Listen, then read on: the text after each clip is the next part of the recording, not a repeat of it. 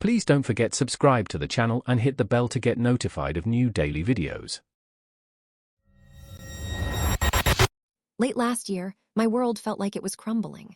My promising tech startup imploded, leaving me scrambling for stability.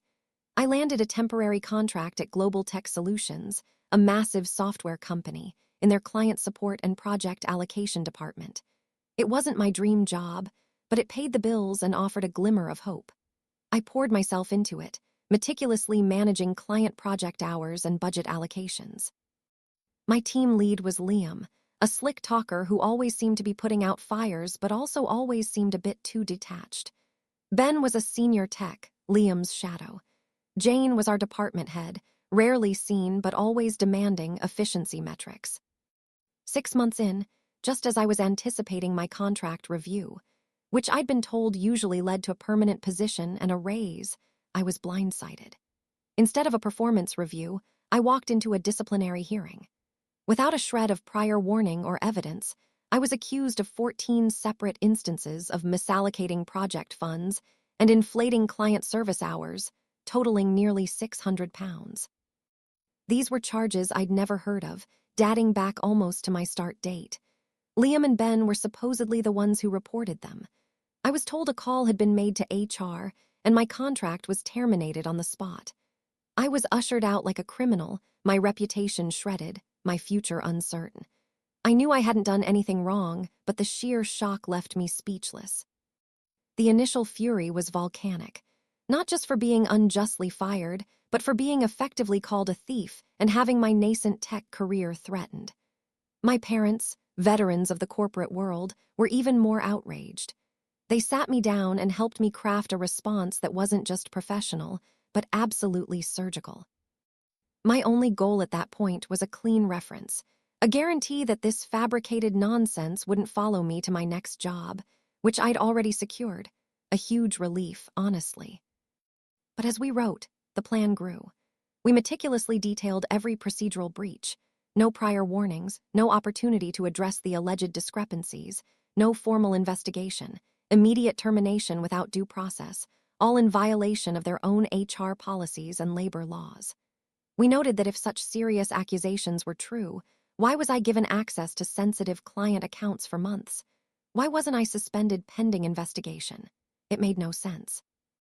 The misallocations they accused me of were small sums, yet they were treating it like grand larceny. We attached that letter to an email. I sent it to HR, but then, following a gut feeling and my father's advice, I added Jane's email, her boss, the VP of Operations for Europe, and crucially, the corporate compliance department of GlobalTech's parent company. I wanted this to land on the desks of people who cared about more than just keeping department metrics looking good. I gave them 48 hours to respond. The next morning, I received an email confirming that my demands for a clean record and a non-disparaging reference would be met. I felt a wave of relief wash over me, a smug sense of victory. I thought that was it.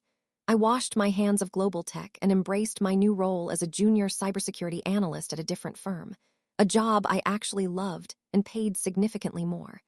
I had no idea I just tossed a match into a powder keg. About 3 months later, I ran into Ethan, one of the few senior techs from GlobalTech I genuinely respected, at a tech conference. He looked shell-shocked. He saw me and practically dragged me aside, needing to tell someone. My email, he explained, had lit a firestorm within the parent company's compliance and legal departments. The VP of Operations had come down hard, demanding an immediate, comprehensive audit of our entire department. They didn't just look at my accused misallocations. They looked at all financial transactions handled by Liam and Ben, going back years. What they found was staggering. Liam and Ben weren't just framing me, they were orchestrating a sophisticated scheme. They had been creating fictitious client projects, billing for inflated service hours, and processing fake vendor invoices, siphoning off hundreds of thousands, not just hundreds, over nearly a decade. The misallocations they blamed me for were minuscule diversions designed to cover their tracks, hoping I'd be a convenient scapegoat. Liam and Ben were both fired, arrested, and are now facing federal fraud charges and multiple civil lawsuits from clients and the company. The audit exposed Jane as grossly negligent. Her failure to follow basic HR and financial oversight procedures, coupled with her hasty termination of me without investigation, was deemed gross misconduct. She was dismissed without severance, her corporate career in ruins. The fallout spread. The department became a ghost town. Other remote support specialists, like Chloe, who had seen their workloads explode and morale plummet after Liam and Ben were gone, and no one was hired to replace them, simply quit. The company lost several major client contracts due to the scandal and the operational chaos. Ethan himself resigned shortly after, fed up with the toxic culture. And then there was Tara. Ethan told me about her, another bright young hire, framed just like me, for similar discrepancies by Liam and Ben. But Tara's experience was far worse. The stress of the wrongful termination, the smear on her record, and the subsequent financial hardship led to severe emotional distress and even health issues.